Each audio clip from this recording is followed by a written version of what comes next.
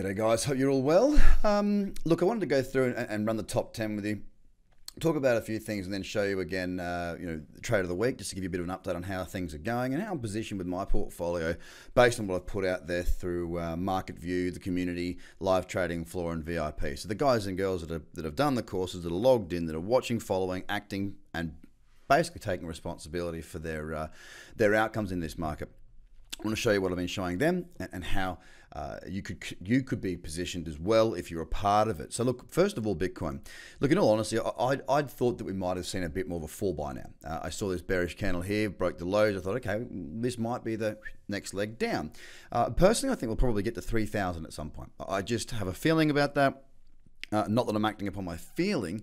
It's more about the charts, monthly, weekly, daily, 3 time frames, all looking much lower.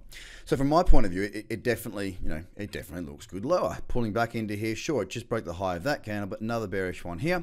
And of course, this candle's just about to close. We break down through the low of this candle today, and I think we might actually start to see that move to the downside. So how do we position for that? Well, a couple of things, and I'll take you through it in a minute.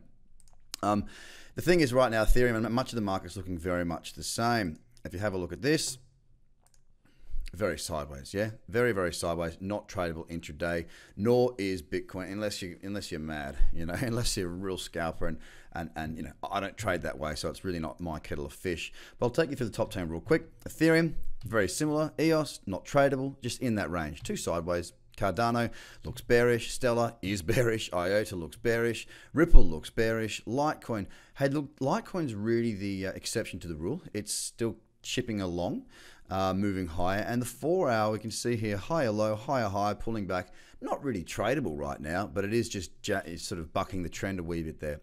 Bitcoin Cash also bearish there on that daily chart. And then finally, Monero breaking that support and looking bearish. So how do we position ourselves for the potential move to the downside?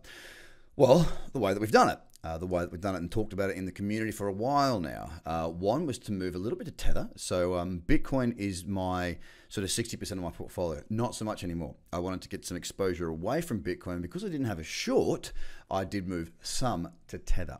The other way I've done it is I'm short Ethereum Classic against the dollar from a little cradle back here. That was put out on Market View. So I'm still short in a little bit of profit, nothing major right now, but I am positioned nicely so that if the market does come off, which I suspect based on probabilities and trend, it looks as though that will happen. I'm positioned to take advantage of that in a market that is in a trend that is really nice. It's just freshly broken, retested, and I think it's got plenty of room down towards $3 mark. So I think there's plenty of space there for a decent sort of a move. That's how I've positioned myself for if the market does come off, I'm safe. I've moved to Tether for some of my Bitcoin, so I'm a bit more safe. And I've also moved a bit of Bitcoin into Binance as it broke the high of this candle here. That was a heads up call put out last Friday, I think it was. And as you can see, it's probably about 3 to 1 given the stop. So a really nice move there, and it just continues to push on.